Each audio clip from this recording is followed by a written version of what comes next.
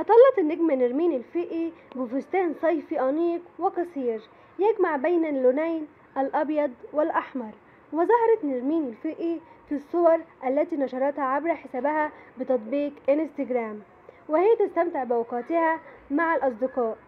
من ناحية أخرى، كشف مهرجان الغردقة لسينما الشباب عن انضمام النجمة نرمين الفقي لعضوية لجنة تحكيم المسابقة الدولية للأفلام الطويلة في دورته الثالثة خلال الفترة من 25 وحتى 30 سبتمبر 2025.